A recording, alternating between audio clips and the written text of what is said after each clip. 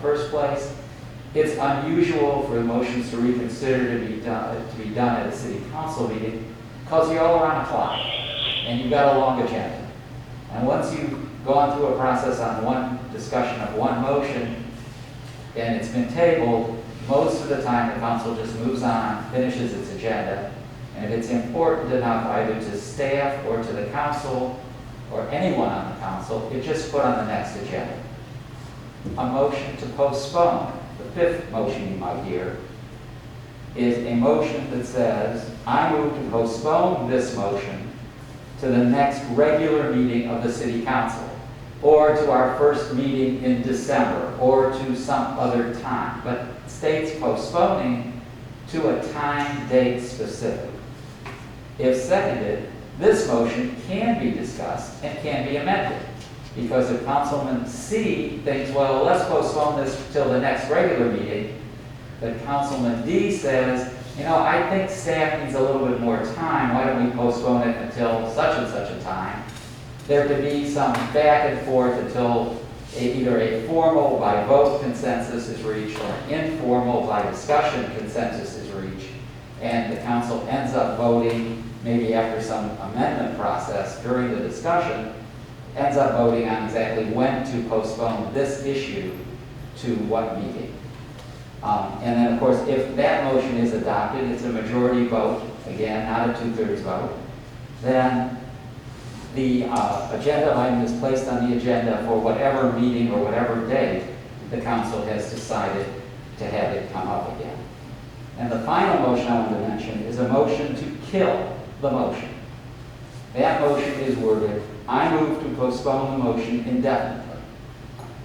If seconded, this motion may be discussed, but not amended, because there's really no middle ground between them, indefinitely or sometime. A motion to postpone indefinitely requires a majority vote. If adopted, the matter does not come back before the governing body.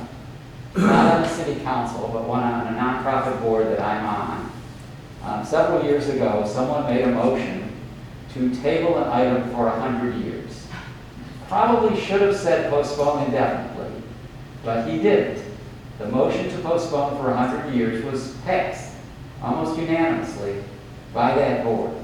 Lord knows if anyone will remember that, even after I'm gone. I doubt anyone will remember that. The motion was about changing the name of the nonprofit organization, and it got nowhere. So let me talk a little bit about the open meetings. Ask a question just really quickly because I want to make sure we're clear on this because I don't know that we've been doing this properly. So when we table a motion, it's immediately to the next meeting. But if we postpone it, it should be to a date specific. It could be the next meeting or it could be.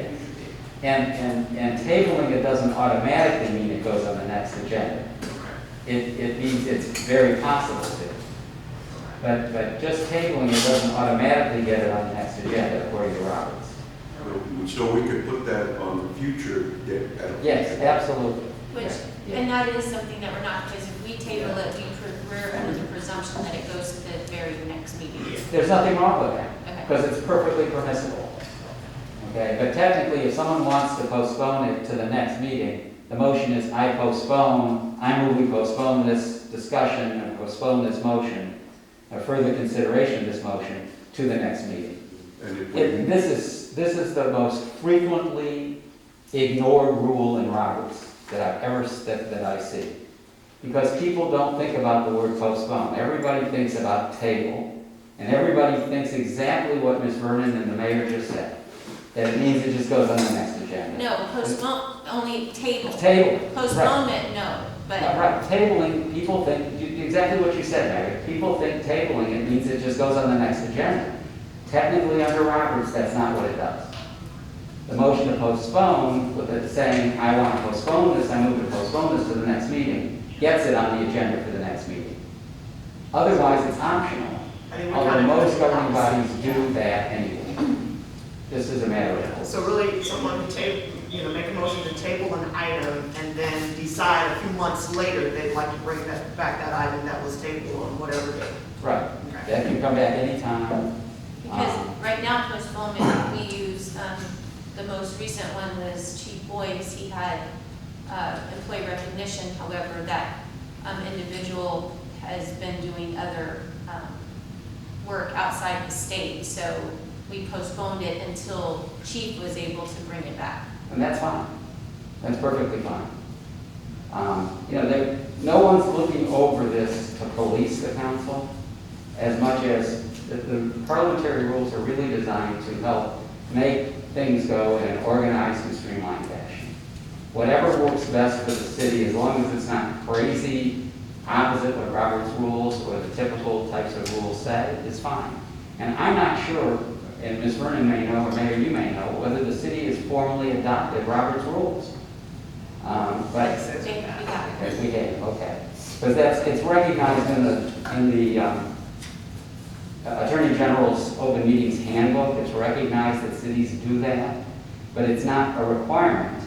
And some cities find Robert's rules to be just too complicated because it really wasn't written for a city council.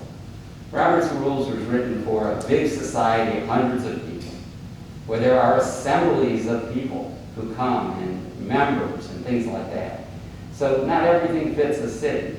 So we walk kind of a fine line between complying with Robert's rules, but always complying with the Open Meetings Act. So let me kind of segue into the Open Meetings Act. Ms. Vernon told me, as I said at the beginning, that you'll have the handbook, and you have the charter, and you have a list of parliamentary motions. Did Ms. Cox or Ms. Vernon ask Mr. Martin and Mr. Hernandez to see the video? No. They're not seeing the video. They were provided a memo with that information. Okay. I can't remember whether it's 90 days or 30 days. I think it's 90 days from when you were sworn in. You're supposed to go Just online. Thursday. Huh? They were sworn in on Thursday. Thursday. Okay, we see got 88 days. Okay. The Attorney General's office has two scintillating videos. Anyone who's seen them knows that I'm kidding. One about the Open Meetings Act and one about the Public Information Act. They're not terrible videos, but drink some coffee before you see them. They are helpful because they focus on the most important issues that you'll deal with as a council member and that you may not realize, because city councils, because of the Open Meetings Act, work differently from the board of your church or the board of some other nonprofit organization or even the board of the company you work for, because those entities, your church and nonprofits and corporation you work for, are not governed by the Texas Open Meetings Act. So the Open Meetings Act video is valuable to see. It will illustrate a couple of things I'm going to talk about, and it's just a good exercise. It's an hour long or 55 minutes long. At the end of it, there's an opportunity to print a certificate of watching it, and you're supposed to print that certificate and deliver it to Ms. Cox. So I do urge you to take a few minutes to follow the instructions and the link and do it.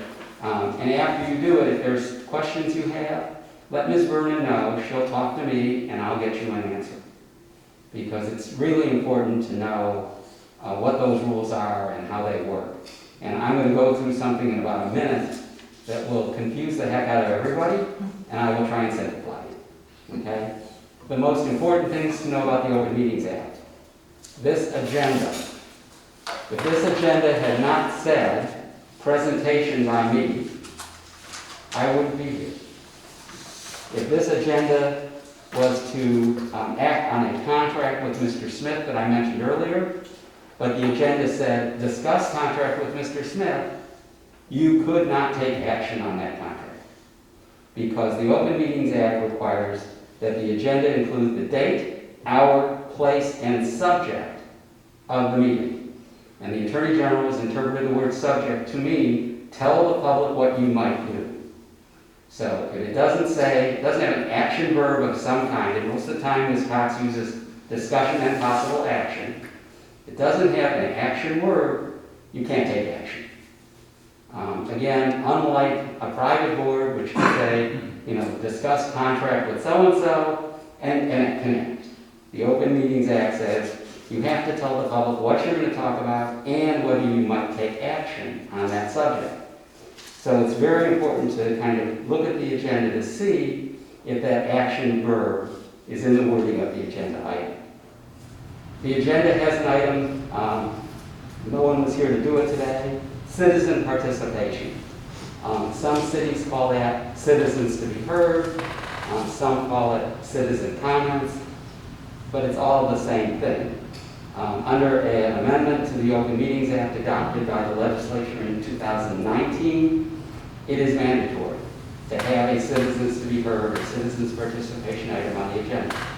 Before that, it was optional, but almost every city did it at almost every meeting. Sometimes there were special meetings where they didn't bother. Now, citizen participation should be on every agenda for every scheduled meeting of the governing body. The rules in citizens to be heard, the rule is, I can say it in one word, listen. Your job on the governing body is to listen to citizens when they speak to you. It does not require you to answer. In fact, it discourages answers. Answers may be given to provide facts. A citizen says X, Chief Boyd knows that's wrong. He can stand up and say, citizen, I'm sorry, but that isn't exactly right, and this is what is right. But there should only be a factual response or a statement of policy. Someone can come and say, what's the city's policy on how long I can let my grass grow? Well, Ms. Cox or Ms. Vernon can answer that question. Typically, something comes up during citizen participation where the answer is a little bit more complicated. It's not a yes or no, or it's 12 inches or 6 inches. And in that case, the mayor often will say, please get with Ms. Vernon to follow up on this, and she will get you an answer, things like that. My recommendation is that only the mayor should respond to someone during citizens to be heard, not everyone on the council, and that with exceptions, only the city manager should respond on behalf of staff. It makes the process go quicker, and it's more consistent with the act so that we don't encourage the councils to start talking about the issue. There is one discussion the council can have when someone comes up